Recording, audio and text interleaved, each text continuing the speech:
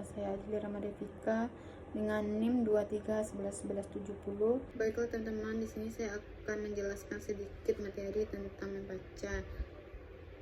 Hakikat membaca.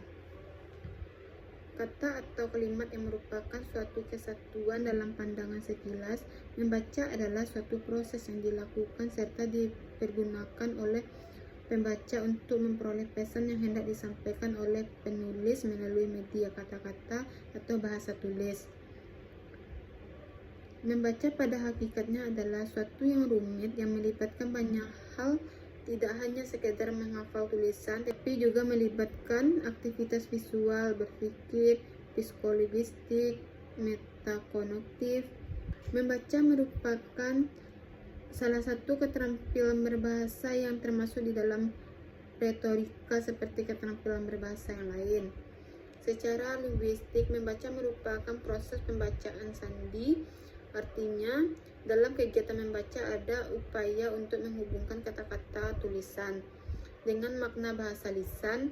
Dengan kata lain, kegiatan mengubah tulisan atau mencetak bunyi yang bermakna senada dengan pernyataan di atas. Beberapa penulis beranggapan bahwa membaca adalah suatu kemampuan untuk melihat lambang-lambang tertulis tersebut melalui fonik menjadi membaca lisan. Tujuan membaca. 1. Membaca untuk memperoleh perincian atau fakta-fakta. Membaca tersebut bertujuan menemukan atau mengetahui penemuan-penemuan telah dilakukan oleh sang tokoh untuk memecahkan masalah-masalah yang dibuat oleh sang tokoh. 2. Membaca untuk memperoleh ide-ide utama. Membaca untuk mengetahui topik atau masalah dalam bacaan, untuk menemukan ide pokok bacaan dengan membaca halaman demi halaman. 3. Membaca untuk mengetahui ukuran atau susunan organisasi cerita. Membaca tersebut bertujuan untuk mengetahui bagian-bagian cerita dan hubungan antar bagian-bagian cerita. 4. Membaca untuk menyimpulkan atau membaca inferensi. Membaca diharapkan untuk merasakan sesuatu yang dirasakan penulis. 5. Membaca untuk mengelompokkan atau mengklarifikasikan. Membaca jenis ini bertujuan untuk menemukan hal-hal yang tidak wajar mengenai sesuatu hal. C. Jenis-jenis membaca. Yang pertama, membaca bahasa. Membaca bahasa adalah membaca yang mengutamakan bahasa bacaan. Membaca bahasa mementingkan segi bahasa bacaan. Hal ini yang perlu diperhatikan dalam membaca bahasa adalah kesejukan pikiran dengan bahasa, perbendaharaan bahasa yang meliputi kosakata, struktur kalimat, dan ejaan. 2. Membaca cerdas atau membaca dalam hati. Membaca cerdas adalah membaca yang mengutamakan isi bacaan sebagai ungkapan pikiran, perasaan, dan hendak penulis. 3. Membaca teknis. Membaca teknis adalah membaca dengan mengarahkan bacaan secara wajar. Wajar maksudnya sesuai ucapan, tekanan, intonasi. Pikiran, perasaan, dan kemauan yang tersimpan dalam bacaan dapat diaktualisasikan dengan baik. 4. Membaca emosional. Membaca emosional adalah membaca sebagai sarana untuk memasuki perasaan, yaitu keindahan isi dan keindahan bahasanya. 5. Membaca bebas. Membaca bebas adalah membaca suatu atas hendak sendiri tanpa ada unsur paksaan dari luar. Unsur paksaan dari luar misalnya guru, orang tua, teman, atau pihak-pihak lain. Sesuai dengan pengertian jenis membaca yang telah diuraikan di atas, maka membaca termasuk ke dalam membaca teknis. Karena membaca puisi harus memperhatikan ucapan, tekanan, dan intonasi sehingga mengaktualisasikan membaca puisi dengan baik. D. Aspek-aspek membaca. Itu keterampilan yang bersifat mekanis yang dapat dianggap berada pada urut yang lebih rendah. Aspek ini mencakup A. Pengenalan bentuk huruf, B. Pengenalan unsur linguistik, C. Pengenalan hubungan, D. Kecepatan membaca ke taraf lambat. 2. Keterampilan yang bersifat pemahaman yang dapat dianggap berada pada urut yang lebih tinggi. Aspek ini mencakup A. Memahami pengertian sederhana. B. Memahami signifikan atau makna. C. Evaluasi atau penilaian. D. Kecepatan membaca yang fleksibel yang mudah disesuaikan dengan keadaan. Tahap-tahap membaca. 1. Tahap pra-membaca. Pra-membaca itu kegiatan yang dilakukan sebelum melaksanakan kegiatan membaca sebagai jembatan untuk memahami bacaan dan agar dapat melaksanakan kegiatan pasca membaca dengan cepat dan mudah.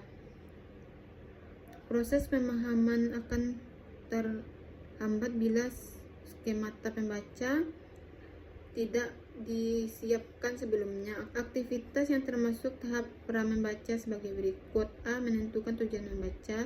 B. Mendapat bacaan atau buku yang sesuai. C. Melakukan survei awal atau mengenali isi bacaan atau buku. D. Membuat keputusan untuk membaca. B. Mengaktifkan skemata yang dimiliki. F. Membuat daftar pertanyaan. 2. Tahap membaca. Kegiatan yang termasuk dalam tahap membaca sebagai berikut. A. Membaca dengan teliti bacaan atau buku. B. Membuat analisis dan kesimpulan kritis. C. Menyimpan informasi pengetahuan yang diperoleh. E. Membuat catatan, komentar, atau ringkasan penting. F. Mengecek kebenaran sumber. G. Menghubungkan dengan gagasan penulis lain. K. Tahap pasca membaca. Tahap pasca membaca itu kegiatan yang dilakukan setelah melaksanakan kegiatan membaca untuk mengecek atau menguji pemahaman terhadap bacaan yang telah dibaca. Aktivitas yang termasuk dalam tahap pasca membaca sebagai berikut. A. Menentukan sikap. B. Mendiskusikan dengan orang lain. C. Membuat komentar balikan. D. Menerapkan dalam kehidupan sehari-hari. E. Mengubah menjadi bentuk lain. F. Memunculkan ide baru. F. Tingkatan kemampuan memahami bacaan. Yang pertama, pemahaman literal.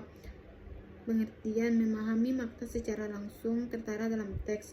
Ini adalah level paling dasar di mana pembaca hanya menangkap informasi yang jelas dan eksplisit.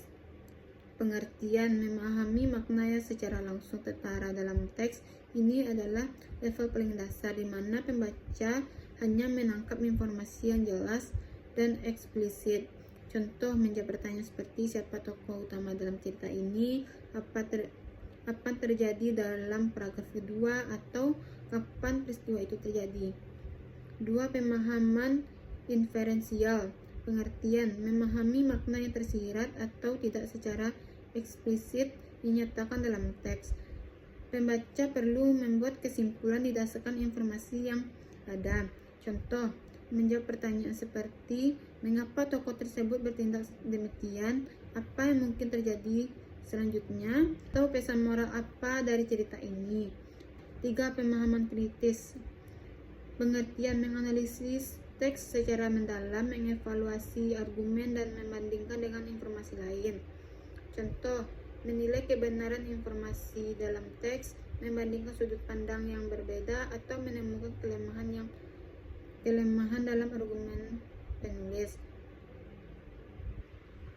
4. Pemahaman kreatif. Pengertian, menggunakan informasi dari teks untuk menghasilkan ide-ide baru atau menciptakan sesuatu yang original. Pembaca perlu menghubungkan informasi yang diperoleh dengan pengetahuan yang sudah dimiliki dan menerapkan dalam konteks yang berbeda.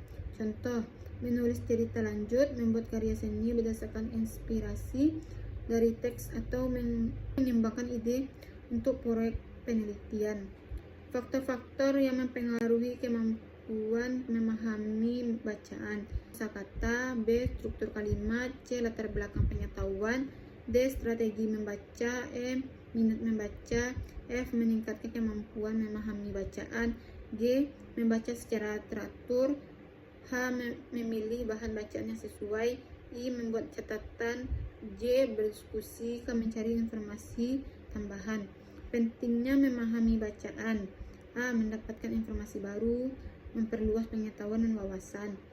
B. Mengembangkan kemampuan berpikir kritis, menganalisis informasi secara objektif. C. Meningkatkan kemampuan berkomunikasi, menyampaikan ide dengan jelas dan efektif. D. Menikmati berbagai jenis bacaan, menemukan kesenangan dalam membaca. Baiklah, hanya itu materi yang dapat saya sampaikan. Saya akhiri dengan Assalamualaikum warahmatullahi wabarakatuh.